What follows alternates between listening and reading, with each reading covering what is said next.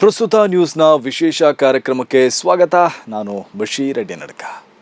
ಇರಾನಿನಲ್ಲಿ Khamenei ಆಡಳಿತವನ್ನು ಕಿತ್ತೆಸೆದು ತಮ್ಮ ಕೈಗೊಂಬೆ ಸರ್ಕಾರವನ್ನು ಸ್ಥಾಪಿಸುವುದು ಅಮೆರಿಕ ಮತ್ತು ಇಸ್ರೇಲಿನ ಉದ್ದೇಶ ಆಗಿತ್ತು. ಅದಕ್ಕಾಗಿ ಎರಡು ಸೂಪರ್ ಪವರ್ಗಳು ಸೇರಿಕೊಂಡು ಫೆಬ್ರವರಿ 28ರಂದು ಇರಾನ್ ಮೇಲೆ ದಾಳಿ ಆರಂಭಿಸಿದರು. ಈಗ ಮಧ್ಯಪ್ರಾಚ್ಯದ ಯುದ್ಧಕ್ಕೆ 1 ತಿಂಗಳು ಕಳೆಯಿತು. ಇದರ ಮಧ್ಯೆ ಇರಾನ್ ಪ್ರತೀಕಾರಕ್ಕೆ ಬೆಚ್ಚಿ ಬಿದ್ದ ಟ್ರಂಪ್ ಮತ್ತು ನೆತನ್ಯಾಹು ಯುದ್ಧದಲ್ಲಿ ತಮ್ಮ ಉದ್ದೇಶವನ್ನು ಬದಲಾವಣೆ ಮಾಡಿದರು. ಆಡಳಿತ ಬದಲಾವಣೆಯ ಉದ್ದೇಶದಿಂದ ಹಿಂದೆ ಸರಿದು ಹಾರ್ಮೋಸ್ ಜಲಸಂಧಿಯನ್ನು ಮುಕ್ತಗೊಳಿಸುವ ಉದ್ದೇಶದಿಂದ ಅಮೆರಿಕ ಯುದ್ಧ ಮುಂದುವರೆಸಿತ್ತು. ಈಗ ಅಮೆರಿಕದ ಆ ಉದ್ದೇಶವು ಈಡೇರಲು ಸಾಧ್ಯ ಇಲ್ಲ ಅನ್ನೋದು ಟ್ರಂಪ್ಗೆ ಅರ್ಥ ಆಗ್ತಾ ಇದೆ. ಹಾಗಾಗಿ ಹಾರ್ಮೋಸ್ ಜಲಸಂಧಿ ಮುಕ್ತವಾಗದಿದ್ದರೂ ಪರವಾಗಿಲ್ಲ, ಯುದ್ಧ ಬೇಡ, ಇದನ್ನು ಇಲ್ಲಿಗೆ ಕೊನೆಯಾಗಿಸೋಣ ಎಂಬ ನಿರ್ಧಾರಕ್ಕೆ ಟ್ರಂಪ್ ಬಂದಿದ್ದಾರಂತೆ. ಹಾರ್ಮೋಸ್ ಜಲಸಂಧಿ ಮುಕ್ತವಾಗದಿದ್ದರೂ ಆ ಯುದ್ಧ ಕೊನೆಗೊಳಿಸಲು ಟ್ರಂಪ್ ರೆಡಿ ಇದ್ದಾರೆ ಅಂತ ಅಮೆರಿಕದ ಮಾಧ್ಯಮಗಳೇ ವರದಿ ಮಾಡ್ತಾ ಇದೆ. ಹಾರ್ಮೋಸ್ ಮುಚ್ಚಲ್ಪಟ್ಟಿದ್ದರೂ ಇರಾನ್ ವಿರುದ್ಧದ ಯುದ್ಧವನ್ನು ಕೊನೆಗೊಳಿಸಲು ನಾನು ಸಿದ್ಧನಿದ್ದೇನೆ ಅಂತ ಟ್ರಂಪ್ ತನ್ನ ಸಹಾಯಕರಿಗೆ ತಿಳಿಸಿದ್ದಾರೆ. ಈ ಮಾಹಿತಿಯನ್ನು ಅಮೆರಿಕದ ಅಧಿಕಾರಿಗಳು ಕನ್ಫರ್ಮ್ ಮಾಡಿದ್ದಾರೆ ಅಂತ ಅಮೆರಿಕದ ಪ್ರಸಿದ್ಧ ಮತ್ತು ವಿಶ್ವಾಸಾರ್ಹ ಪತ್ರಿಕೆಯಾಗಿರುವ ದಿ ವಾಲ್ ಸ್ಟ್ರೀಟ್ ಜರ್ನಲ್ ವರದಿ ಮಾಡಿದೆ. ಅಲ್ಲಿಗೆ ವಿಶ್ವದ ದೊಡ್ಡಣ್ಣ ಎಂಬ ದುರಹಂಕಾರದಲ್ಲಿ ಮೆರೆಯುತ್ತಾ ಇದ್ದ ಟ್ರಂಪ್ ಅವರನ್ನು ಈಗ ಇರಾನ್ ಒಂದು ದುಸ್ವಪ್ನದಂತೆ ಕಾಡ್ತಾ ಇರೋದು ಪಕ್ಕಾ ಆಗಿದೆ. ಅಮೆರಿಕದ ಅಧ್ಯಕ್ಷ ಟ್ರಂಪ್ ತಾನು ಯಾಕಾದರೂ ಇರಾನ್ ವಿರುದ್ಧ ಯುದ್ಧಕ್ಕೆ ಹೋದೆ ಎಂದು ಪರಿತಪಿಸುವ ಸ್ಥಿತಿ ಬಂದಿರೋದು ಇದರಿಂದ ಗೊತ್ತಾಗ್ತಾ ಇದೆ. ಇರಾನ್ನಿಂದ ಅಮೆರಿಕ ಹಿಂದೆ ಸರಿಯೋದನ್ನು ಟ್ರಂಪ್ ಅವರು ಇವತ್ತು ಬೇರೆ ರೀತಿಯಲ್ಲಿ ಹೇಳಿದ್ದಾರೆ. ಅಡಿಗೆ ಬಿದ್ದರೂ ಮೂಗು ಮೇಲೆ ಅನ್ನುವಂತೆ ಮಾತನಾಡಿರುವ ಟ್ರಂಪ್ ಅವರು ಈ ಯುದ್ಧ 2-3 ವಾರದಲ್ಲಿ ಮುಗಿಯುತ್ತೆ, ಆಗ ನಾವು ಹೊರಡ್ತೇವೆ ಅಂತ ಹೇಳಿದ್ದಾರೆ. ಇರಾನ್ ಸೋಲಿನ ಸಮೀಪದಲ್ಲಿದೆ ಅಂತ ಹೇಳಿರುವ ಟ್ರಂಪ್ ನಾವು ಕಾರ್ಯಾಚರಣೆಯನ್ನು ಬೇಗ ಮುಗಿಸ್ತೇವೆ, ಬೇಗನೆ ಇರಾನ್ ಬಿಟ್ಟು ಹೋಗ್ತೇವೆ ಅಂತ ಹೇಳಿದ್ದಾರೆ. ಇನ್ನು ನಮ್ಮ ದಾಳಿಯಿಂದ ಇರಾನಿನಲ್ಲಿ ಬದಲಾವಣೆಯಾಗಿದೆ, ಇರಾನ್ ಸರ್ಕಾರ ಪತನಗೊಳ್ಳಲಿದೆ ಅಂತ ಇಸ್ರೇಲ್ ಹೇಳಿದೆ. ಏನು ಬದಲಾವಣೆಯಾಗಿದೆಯೋ ಗೊತ್ತಿಲ್ಲ. ಅಲ್ಲಿ ಬದಲಾವಣೆಯಾಗೋ ಯಾವ ಲಕ್ಷಣಗಳು ಕಾಣ್ತಾ ಇಲ್ಲ. ಈಗಲೂ ಅದೇ ಇಸ್ಲಾಮಿಕ್ ರೆವಲ್ಯೂಷನ್ ಸರ್ಕಾರ ಅಲ್ಲಿದೆ, ಅದಕ್ಕೆ ಸುಪ್ರೀಂ ಲೀಡರ್ ಕೂಡ ಇದ್ದಾರೆ. ಇರಾನ್ ಈಗಲೂ ಹಳೆ ಸ್ಟ್ರಕ್ಚರ್ನಲ್ಲೇ ಇದೆ. ಇರಾನ್ ಈಗಲೂ ಅಮೆರಿಕ ಮತ್ತು ಇಸ್ರೇಲನ್ನು ಬುಗುರಿ ಆಡಿಸ್ತಾನೇ ಇದೆ. ಅಸಲಿಗೆ ಈ ಯುದ್ಧ ಆರಂಭವಾಗಿದ್ದು ಏನಕ್ಕೆ?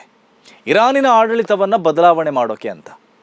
ಆ ಕೆಲಸವನ್ನು 4-5 ವಾರಗಳಲ್ಲಿ ಮಾಡಿ ಮುಗಿಸ್ಬೋದು ಅನ್ನೋದು ಸೂಪರ್ ಪವರ್ಗಳ ಯೋಜನೆಯಾಗಿತ್ತು. ಆದರೆ ಆಗಿದ್ದೆಲ್ಲ ಉಲ್ಟಾ. ರೆಜಿಮ್ ಚೇಂಜ್ ಉದ್ದೇಶ ಇಟ್ಕೊಂಡು ಯುದ್ಧಕ್ಕೆ ಇಳಿದಿದ್ದ ಅಮೆರಿಕಕ್ಕೆ ಇರಾನ್ ಮುಟ್ಟಿ ನೋಡಿಕೊಳ್ಳುವಂತೆ ತಿರುಗೇಟನ್ನು ಕೊಡ್ತು. ಅದರ ಜೊತೆ ಹಾರ್ಮೋಸ್ ಜಲಸಂಧಿಯನ್ನು ಕಂಟ್ರೋಲಿಗೆ ತಗೊಂಡ ಇರಾನ್ ಜಾಗತಿಕ ಆರ್ಥಿಕತೆಗೂ ಪೆಟ್ಟು ಕೊಡ್ತು. ಅದರಿಂದ ಅಮೆರಿಕದ ಮೇಲೆ ಜಾಗತಿಕ ಒತ್ತಡವೂ ಹೆಚ್ಚಾಯಿತು. ಈಗ ಹಾರ್ಮೋಸ್ ಜಲಸಂಧಿಯನ್ನು ಓಪನ್ ಮಾಡಿಸುವುದು ಅಮೆರಿಕದ ಉದ್ದೇಶವಾಗಿ ಬದಲಾಯಿತು. ಟ್ರಂಪ್ ಅವರು ನ್ಯಾಟೋ ದೇಶಗಳ ಸಹಾಯವನ್ನು ಕರೆದರು. ಅವರು ನಾವು ಬರಲ್ಲ, ನೀವೇ ನೋಡ್ಕೊಳ್ಳಿ ಅಂತ ಹೇಳಿದರು. ಅದರಿಂದ ಸಿಟ್ಟಾಗಿರುವ ಟ್ರಂಪ್ ನ್ಯಾಟೋದಿಂದ ಅಮೆರಿಕ ಹೊರಬರುವ ಧಮಕಿಯನ್ನು ಹಾಕಿದರು. ಈಗ ಹಾರ್ಮೋಸ್ ಜಲಸಂಧಿ ಮೂಲಕ ನಿಮಗೆ ಬೇಕಾದ ತೈಲವನ್ನು ನೀವೇ ತರಿಸ್ಕೊಳ್ಳಿ, ಅಲ್ಲಿಂದ ನಿಮಗೆ ತೈಲ ಸಾಗಿಸಲು ಅಮೆರಿಕ ಬರೋದಿಲ್ಲ ಅಂತ ಟ್ರಂಪ್ ತನ್ನ ಮಿತ್ರ ರಾಷ್ಟ್ರಗಳಿಗೆ ಹೇಳಿದ್ದಾರೆ. ನೀವು ನಮ್ಮ ಸಹಾಯಕ್ಕೆ ಬಂದಿಲ್ಲ, ಹಾಗಾಗಿ ನಾನು ನಿಮ್ಮ ಸಹಾಯಕ್ಕೆ ಬರಲ್ಲ ಅಂತ ಮಿತ್ರ ದೇಶಗಳಿಗೆ ತಿಳಿಸಿದ್ದಾರೆ. ಮಿತ್ರ ದೇಶಗಳು ಈ ಯುದ್ಧದಲ್ಲಿ ಅಮೆರಿಕವನ್ನು ಏಕಾಂಗಿ ಮಾಡಿದ ಥರ ಅಮೆರಿಕ ಕೂಡ ಕೆಲ ಮಿತ್ರ ದೇಶಗಳನ್ನು ಏಕಾಂಗಿ ಮಾಡಲಿದೆ ಅಂತ ನೇರವಾಗಿ ಹೇಳಿದ್ದಾರೆ. ತಮ್ಮ ಸೋಷಿಯಲ್ ಮೀಡಿಯಾದಲ್ಲಿ ಅವರು ಅದನ್ನು ಬರೆದುಕೊಂಡಿದ್ದಾರೆ. ಹಾಗೆ ನ್ಯಾಟೋದಿಂದ ಹೊರಬರಲು ಅಮೆರಿಕ ಗಂಭೀರ ಚಿಂತನೆ ಮಾಡಿದೆ ಅಂತಲೂ ಟ್ರಂಪ್ ಮತ್ತೊಮ್ಮೆ ಹೇಳಿದ್ದಾರೆ. ನ್ಯಾಟೋ ಕಾಗದದ ಹುಲಿ ಅಂತ ಟ್ರಂಪ್ ಪುನರುಚ್ಚರಿಸಿದ್ದಾರೆ. ಟ್ರಂಪ್ ಅವರ ನಡೆ ನುಡಿಗಳೆಲ್ಲ ಅವರು ಈ ಯುದ್ಧದಲ್ಲಿ ಎಷ್ಟು ಹತಾಶರಾಗಿದ್ದಾರೆ ಅನ್ನೋದನ್ನು ತಿಳಿಸ್ಕೊಡ್ತಾ ಇದೆ. ಹಾಗೆ ಅವರಿಗೆ ಮಿತ್ರ ದೇಶಗಳ ಮೇಲೆ ಟ್ರಂಪ್ಗೆ ಎಷ್ಟು ಸಿಟ್ಟಿದೆ ಅನ್ನೋದು ಅರ್ಥ ಆಗತ್ತೆ. ಇಷ್ಟಾದರೂ ಮಿತ್ರ ದೇಶಗಳು ಟ್ರಂಪ್ ಸಮಾಧಾನಕ್ಕೆ ಸೊಪ್ಪು ಹಾಕ್ತಾ ಇಲ್ಲ. ಈಗ ಬ್ರಿಟನ್ ಪ್ರಧಾನಿ ಸ್ಟಾಮರ್ ಇದು ಯುದ್ಧ ನಮ್ಮ ಯುದ್ಧ ಅಲ್ಲ ಅಂದಿದ್ದಾರೆ. ನಮ್ಮ ಹಿತಾಸಕ್ತಿ ಎಲ್ಲ ಈ ಸಮರದಲ್ಲಿ ನಾವು ಪ್ರವೇಶ ಮಾಡೋದಿಲ್ಲ ಎಂದಿದ್ದಾರೆ. ನಾವು ಒತ್ತಡಗಳಿಗೆ ಮಣಿಯದೆ ನಮ್ಮ ಹಿತಾಸಕ್ತಿಗಳಿಗೆ ಮಾತ್ರ ನಿರ್ಧಾರ ತೆಗೆದುಕೊಳ್ತೇವೆ ಎಂದಿದ್ದಾರೆ. ಬ್ರಿಟನ್ನ ಈ ಸ್ಪಷ್ಟನೆ ಟ್ರಂಪ್ಗೆ ತಿವಿದಂತಾಗಿದೆ. ಟ್ರಂಪ್ ಅವಸ್ಥೆ ಈಗ ಹೇಳಿ ಪ್ರಯೋಜನ ಇಲ್ಲದಂತಾಗಿದೆ. ಟ್ರಂಪ್ ಗಡುವಿನ ಮೇಲೆ ಗಡುವು ಕೊಟ್ಟರು ಇರಾನ್ ಬಗ್ತಾನೇ ಇಲ್ಲ. ಹಾರ್ಮೋಸ್ ಜಲಸಂಧಿಯನ್ನು ಓಪನ್ ಮಾಡಿದರೆ ಇರಾನಿನ ವಿದ್ಯುತ್ ಮತ್ತು ಇಂಧನ ವ್ಯವಸ್ಥೆ ಮೇಲೆ ದಾಳಿ ಮಾಡಿ ಅದನ್ನು ನಾಶ ಮಾಡೋದಾಗಿ ಟ್ರಂಪ್ ಎಚ್ಚರಿಕೆ ನೀಡಿದರು. ಗಡುವು ಕೂಡ ಕೊಟ್ಟಿದ್ರು. ಮೊದಲು 48 ಗಂಟೆಗಳ ಗಡುವು, ಬಳಿಕ 5 ದಿನಗಳಿಗೆ ಆ ಗಡುವು ವಿಸ್ತರಣೆ ಆಯಿತು. ನಂತರ 10 ದಿನಗಳಿಗೆ ಮತ್ತೆ ವಿಸ್ತರಣೆ ಆಗಿದೆ. ಆದರೂ ಇರಾನ್ ಕ್ಯಾರೆ ಮಾಡ್ತಾ ಇಲ್ಲ. ನಾವು ಮಾತುಕತೆಗೆ ರೆಡಿ ಇಲ್ಲ, ದೊಡ್ಡ ಶೈತಾನ್ ಮತ್ತು ಸಣ್ಣ ಶೈತಾನ್ ವಿರುದ್ಧ ಯುದ್ಧ ಮಾಡೋದೇ ಅಂತ ಹೇಳಿದೆ. ಟ್ರಂಪ್ ಮನಸ್ಸು ಮಾಡಿದಾಗ ಯುದ್ಧ ನಿಲ್ಲಲ್ಲ ಎಂದಿರುವ ಇರಾನ್ ಯುದ್ಧವನ್ನು ಕೊನೆಗೊಳಿಸುವುದು ನಾವೇ ಅಂತ ಹೇಳಿದೆ. ಇದರ ಮಧ್ಯೆಯೂ ಟ್ರಂಪ್ ಸಮರ ಕೊನೆಗೊಳಿಸಲು ಸರ್ಕಸ್ ಮಾಡ್ತಾನೆ ಇದ್ದಾರೆ. ತನ್ನ ವರ್ಚಸ್ಸಿಗೆ ಹಾನಿಯಾಗದಂತೆ ಟ್ರಂಪ್ ಅವರು ಯುದ್ಧಕ್ಕೆ ಅಂತ್ಯ ಹಾಡುವ ಪ್ರಯತ್ನ ಮಾಡ್ತಾನೆ ಇದ್ದಾರೆ. ಅದಕ್ಕಾಗಿ ಗಳಿಗೆಗೊಂದು ಹೇಳಿಕೆ ಅವರಿಂದ ಬರ್ತಾ ಇದೆ. ಆದರೂ ಇರಾನ್ ಯುದ್ಧವನ್ನು ನಿಲ್ಲಿಸೋಕೆ ಮನಸ್ಸು ಮಾಡಿದಂತೆ ಕಾಣ್ತಾ ಇಲ್ಲ. ಹಾರ್ಮುಜ್ ಜಲಸಂಧಿಯನ್ನು ತೆರೆದರೆ ಈ ವಾರನ್ನು ನಿಲ್ಲಿಸ್ತೇವೆ ಅಂತ ಟ್ರಂಪ್ ಹೇಳ್ಕೊಂಡಿದ್ರು. ಹಾಗೆ ಹಾರ್ಮುಜನ್ನು ಮುಕ್ತವಾಗಿಸಲು ಅಮೆರಿಕದ ಸೈನಿಕ ಕಾರ್ಯಾಚರಣೆಗೂ ಪ್ಲ್ಯಾನ್ ಮಾಡಿತ್ತು. ಅದಕ್ಕಾಗಿ ಅಮೆರಿಕದಿಂದ ಹೆಚ್ಚುವರಿ ಸೈನಿಕರನ್ನು ಮಿಡ್ಲ್ ಈಸ್ಟ್ಗೆ ಕರೆಸ್ಕೊಳ್ತಾ ಇದೆ. ಸುಮಾರು 10,000ಕ್ಕೂ ಅಧಿಕ ಅಮೆರಿಕನ್ ಸೈನಿಕರು ಕೊಲ್ಲಿ ದೇಶಗಳಲ್ಲಿ ಅಮೆರಿಕದ ಸೇನಾ ನೆಲೆಗಳಿಗೆ ಬಂದಿದ್ದಾರೆ ಅನ್ನೋದು ಮಾಹಿತಿ ಇದೆ. ಆದರೆ ಅದು ಇರಾನನ್ನು ಬೆದರಿಸುವ ಉದ್ದೇಶದಿಂದ ಮಾತ್ರ ಅಮೆರಿಕ ಮಾಡ್ತಾ ಇರುವ ಪ್ಲ್ಯಾನ್ ಎನ್ನಲಾಗ್ತಾ ಇದೆ.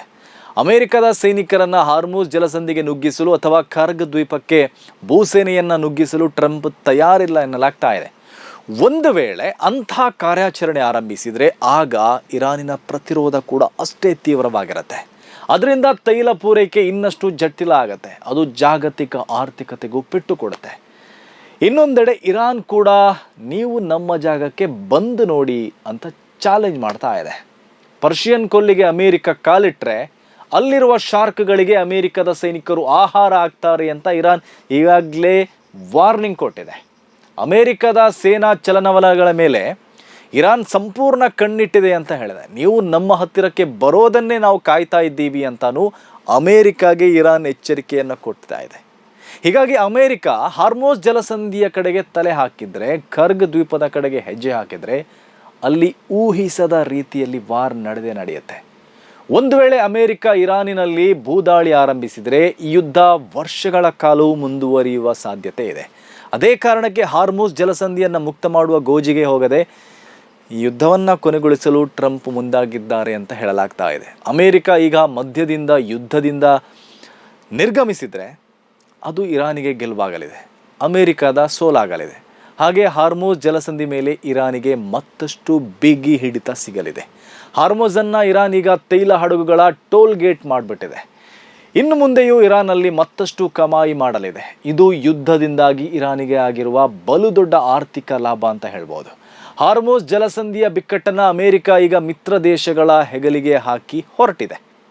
ಈಗ ಅಲ್ಲಿ ಸಂಕಷ್ಟ ಎದುರಾಗಿದ್ದು ಅಮೆರಿಕದ ಮಿತ್ರರಾದ ಕೊಲ್ಲಿ ರಾಷ್ಟ್ರಗಳಿಗೆ ಮತ್ತು ಯುರೋಪ್ ದೇಶಗಳಿಗೆ. ಹಾರ್ಮುಜ್ ಮುಚ್ಚಿದ್ರೂ ಅಮೆರಿಕಗೆ ಏನೂ ಲಾಸ್ ಇಲ್ಲ ಎಂಬಂತೆ ಬಿಂಬಿಸ್ತಾ ಇರುವ ಟ್ರಂಪ್ ನಿಮ್ಮ ದಾರಿಯನ್ನ ನೀವೇ ನೋಡ್ಕೊಳ್ಳಿ ಅಂತ ಮಿತ್ರ ದೇಶಗಳಿಗೆ ತಿಳಿಸಿದ್ದಾರೆ. ಹಾಗೆ ಕೊನೆಯ ಪ್ರಯತ್ನವಾಗಿ ಇರಾನ್ ಜೊತೆ ಮುಕ್ತ ವ್ಯಾಪಾರ ಆರಂಭಿಸೋಕು ಟ್ರಂಪ್ ಅವರು ಮನಸ್ಸು ಮಾಡಿದ್ದಾರೆ ಅಂತ ವರದಿಯಾಗಿದೆ. ಆ ಪ್ರಯತ್ನ ವಿಫಲವಾದರೆ ಅಮೆರಿಕದ ಮಿತ್ರರಾದ ಯುರೋಪ್ ಮತ್ತು ಕೊಲ್ಲಿ ದೇಶಗಳು ಹಾರ್ಮುಜನ್ನು ಮುಕ್ತಗೊಳಿಸುವ ಹೊಣೆಗಾರಿಕೆಯನ್ನು ತೆಗೆದುಕೊಳ್ಳಬೇಕು ಅಂತ ಟ್ರಂಪ್ ಒತ್ತಾಯಿಸಲಿದ್ದಾರೆ ಅಂತ ಅಧಿಕಾರಿಗಳು ತಿಳಿಸಿರುವುದಾಗಿ ದಿ ವಾಲ್ ಸ್ಟ್ರೀಟ್ ಜರ್ನಲ್ ವರದಿ ಮಾಡಿದೆ. ಅಲ್ಲೀಗ ಟ್ರಂಪ್ಗೆ ಸೇನಾ ಕಾರ್ಯಾಚರಣೆ ಮೊದಲ ಆದ್ಯತೆಯಾಗಿಲ್ಲ ಎಂದು ವರದಿಯಾಗಿದೆ. ಟ್ರಂಪ್ ಈಗ ಮಿತ್ರ ದೇಶಗಳ ಮೇಲೆ ಸಿಟ್ಟಾಗಿ ಹಾರ್ಮುಜನ್ನು ಬಿಟ್ಟಾಗಿ ಅರ್ಧದಲ್ಲೇ ಯುದ್ಧ ರಣರಂಗದಿಂದ ಹಿಂದೆ ಸರಿಯುವ ಮೂಡ್ನಲ್ಲಿದ್ದಾರೆ. ಅಮೆರಿಕದ ಬಳಿ ಬೇಕಾದಷ್ಟು ತೈಲ ಸ್ಟಾಕ್ ಇದೆ ಅಂತ ಹೇಳಿರುವ ಟ್ರಂಪ್ ಮಿತ್ರ ದೇಶಗಳಿಗೆ ಹಾರ್ಮುಜ್ ಬಂದಾದರೆ ನಮ್ಮಿಂದ ತೈಲ ಖರೀದಿ ಮಾಡಬೇಕು ಅಂತ ಹೇಳಿದ್ದಾರೆ. ಅದು ಬಿಟ್ಟರೆ ಮಿತ್ರ ದೇಶಗಳಿಗೆ ಬೇರೆ ಆಯ್ಕೆನೇ ಇಲ್ಲ ಅಂದಿದ್ದಾರೆ. ಇಲ್ಲೂ ಕೂಡ ಟ್ರಂಪ್ ತನ್ನ ವ್ಯಾಪಾರಿ ಬುದ್ಧಿಯನ್ನು ತೋರಿಸಿದ್ದಾರೆ. ಟ್ರಂಪ್ ಅವರು ನಿಮ್ಮ ದಾರಿಯನ್ನು ನೀವೇ ನೋಡ್ಕೊಳ್ಳಿ ಅಂದಮೇಲೆ ಮಿತ್ರ ದೇಶಗಳು ಅದಕ್ಕೆ ಹೊರಟಂತೆ ಕಾಣ್ತಾ ಇದೆ.